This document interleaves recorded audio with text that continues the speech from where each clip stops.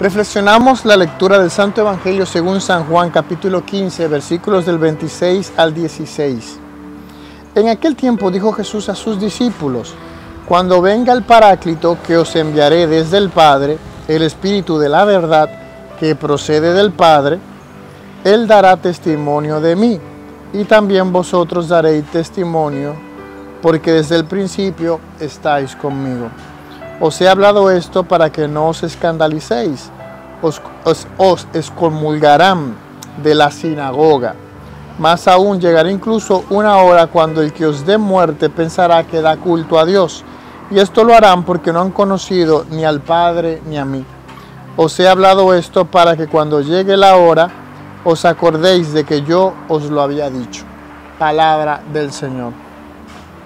Pues el Señor nos está preparando para esa venida de Pentecostés. Estas lecturas versan sobre eso y nos llaman la atención sobre ese don de los dones que el Padre quiere que tú y yo recibamos. Es el Paráclito. Paráclito significa consolador, pero también significa defensor, abogado. Es la persona que te va a defender, que va a abogar por ti. Y también que nos la enviará desde el Padre. Por eso Él decía: conviene que yo me vaya, porque una vez que yo me vaya, yo enviaré mi Espíritu Santo, que va a ser aquel que les va a llevar a la verdad plena. Y por eso Él le llama el Espíritu de la verdad, al Espíritu Santo, y que procede del Padre. Ahí nosotros tenemos uno de los grandes problemas que hubo y un cisma dentro de la iglesia con Oriente, porque Oriente dice que el Espíritu Santo solo procede del Padre, mientras que nosotros, la parte católica, decimos que procede del Padre y del Hijo.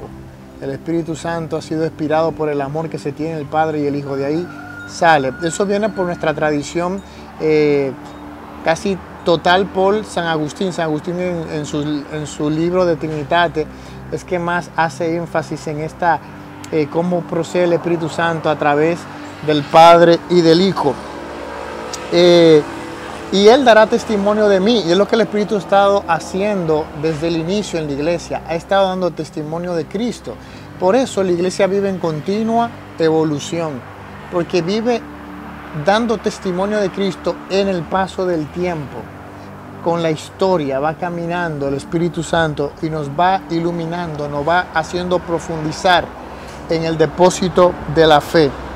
Y vosotros también daréis testimonio, porque desde el principio estáis conmigo.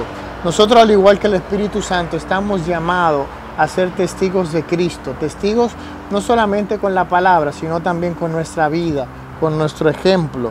Os he hablado de esto para que no os escandalicéis.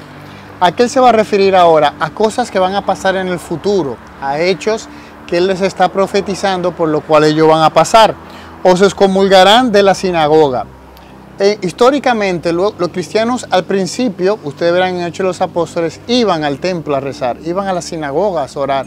Había una unidad entre ellos y los cristianos.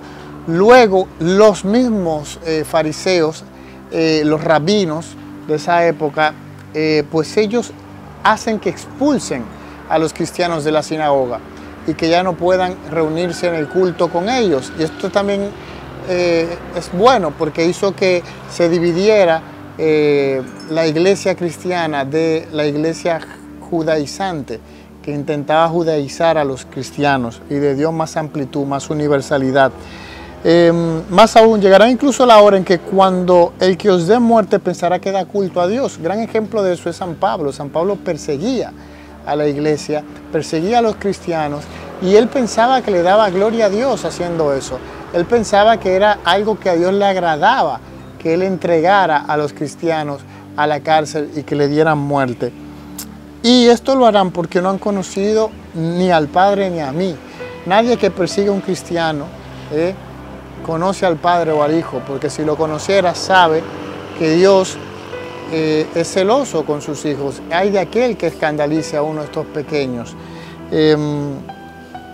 Os he hablado de esto para que cuando llegue la hora os acordéis de que yo os lo había dicho, que creamos en Él, que nos ha profetizado estas cosas que ya pasarán para nuestra edificación, para que confiemos en Él, para que sepamos que Él va a estar ahí para nosotros para fortalecernos en la fe, para sostener nuestra fe. El que tenga oídos para oír, que oiga. Padre,